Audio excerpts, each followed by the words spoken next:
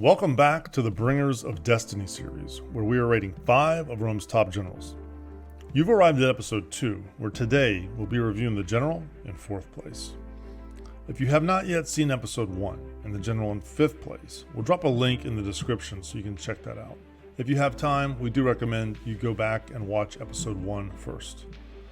Before we get into the general in 4th place, however, let's do a quick review on our methodology. To begin with, we conducted an independent study and literature review of Roman military leaders. Then, we picked 5 generals that were consistently agreed by scholars and military historians to be among the best. Next, we rated them using 7 criteria.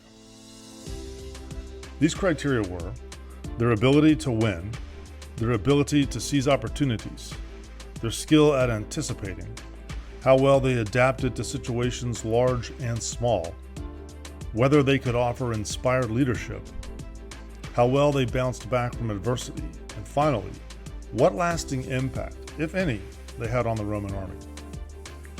We graded the generals using a simple 3-point scale.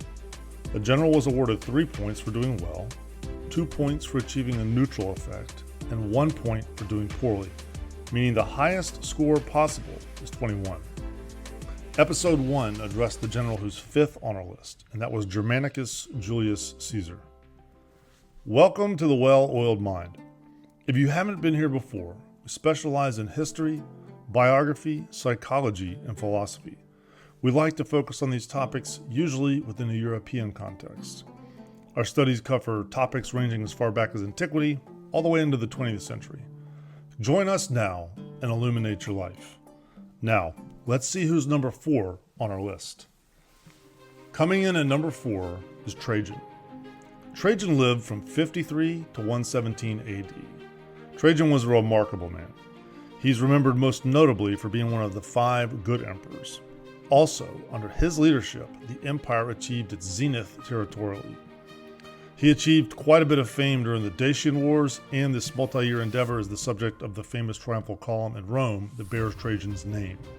Finally, like Germanicus, Trajan also fought wars in more than one theater. In addition to Dacia, Trajan prosecuted a large campaign against the Parthians, but more on that later. Let's start our review with the Dacians. Trajan fought the Dacians from 101 to 102 AD, and again in 105 to 106 AD. The Dacian lands abutted right up to the Danube River, which generally speaking, and when connected with the Rhine River, formed part of Rome's northern and eastern frontier. For decades, the Dacians had been raiding the Roman provinces of Pannonia and Moesia, terrorizing populations and destabilizing trade and lines of communication. Things came to a head during the reign of Domitian, who ruled from 81 to 96 AD, and then again under Trajan. The Dacians, led by the brilliant and aggressive King Decebalus, had been a thorn in Rome's side since the mid-80s when he took the throne. Most significantly, he had handily defeated a Roman army in the late 80s. Given other crises the Emperor Domitian was dealing with, plus Decebalus' obvious skill and power, Rome ended up actually paying the Dacians to remain at rest and not attack the frontier regions. In Rome, these payments were seen as tribute. Rome, the people knew, was not supposed to pay tribute. Lesser people did that. Rome received tribute. That was virtually a law of nature. Even more galling to the Romans, Domitian also provided the Dacians Roman experts to assist in the development of their infrastructure. Like the defeat in 9 AD in the Teutoburg Forest, this was an enormous humiliation and considered an unwarranted self-abasement by most Romans. Further enticing Roman action against Dacia was the fact that she was a land rich in resources, and Trajan had a mind to expand the empire. He needed coin for that. Dacia, he reckoned, was just the place to find it. As it turns out, he was right. Trajan prepared his campaign with great care, husbanding resources like grain and pack animals over the course of years. He increased the size of the Roman army and consolidated a huge portion of it for this war, making his initial move in 101 AD when the rest of their empire was relatively quiet. From 101 to the conclusion of all conflict in 106, Trajan and Decebalus seemed to go through intensive periods of preparation followed by mostly unremarkable slogging battles in complex and rugged terrain which started and stopped in jerks and fits. When each was exhausted by the bludgeoning and grinding nature of the conflict, they agreed to a peace which neither intended to maintain very long and immediately started accumulating supplies and men once more. With overwhelming numbers of troops to draw upon, however, the weight of Roman manpower began to tell over the years. Trajan employed punitive techniques like burning villages and numerous sieges. He also utilized myriad types of troops and auxiliaries to achieve the effects that he wanted. Doing all this demonstrated great creativity on Trajan's part as a commander. Most of all, however, he never relented in his will to crush the Dacians, and in 105 AD, he did just that. Victory in Dacia gained for Trajan huge acclaim domestically and internationally, and brought in tremendous wealth to Rome. His next great endeavor, however, would not see such boons. Parthia, roughly in modern-day Iran, was on the eastern edge of the Roman Empire. Parthia, too, just like the Dacians, had a long and bitter relationship with Rome, bloodying Roman armies on several occasions, so of course, honor was at stake for the Romans. Moreover, Parthia was located immediately southeast of the Roman client state of Armenia, and her sheer proximity to Rome's sphere of influence was viewed as a latent threat. Armenia, caught between these two powers, sometimes leaned towards Rome and at other times toward Parthia. In 113 AD, having again undertaken great preparations and consolidation of forces in his intended theater, Trajan initiated the campaign. The war unfolded roughly as follows. Trajan began in 113-114 AD by attacking into Armenia and consolidating his position regionally. He did this by shoring up Roman control from the south shores of the Black Sea, then south into the northern and northeastern reaches of Mesopotamia. In Armenia, he deposed the Parthian appointed ruler and placed his own representative. In 115 and 116 AD, he pushed south toward the Arabian Gulf, tracing the Tigris and Euphrates, and even captured the Parthian capital at Ctesiphon.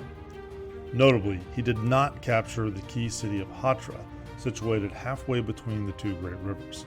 This oversight would allow the Parthians a means to harass his lines of communication. Though Trajan racked up a string of victories, they were fleeting in a sense, because as he conquered in one area, he was beset by revolts in other areas, these vast eastern lands, including Judea. Almost as soon as he had theoretically subdued the Parthians, unconquered elements began nipping away at Trajan's newly acquired territory. Some of this occurred from the still viable city of Hatra. It seems he had finally stretched his manpower and ambition too far. He simply did not have enough men to maintain order. Trajan's successor, Hadrian, offloaded the new territories almost as soon as he assumed the mantle of imperial leadership. Additionally, Hadrian restored Parthian oversight of Armenia.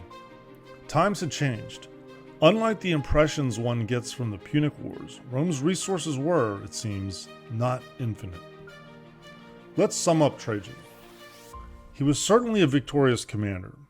He found a way to victory in Dacia, and his feats there have even been immortalized for us on his column.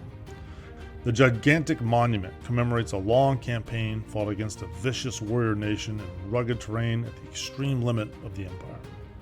In Parthia, however, also at the outer edges of Rome's dominion, his reach exceeded his grasp. He found victory, but he could not hold it for very long. In each case, we can attribute victory to many reasons, but notably, both campaigns had a solid foundation of logistical planning and support. Despite the transitory nature of his achievements in Parthia, the scales clearly tilt toward a score of 3 here. It appears that Trajan did not so much seize opportunities as create them.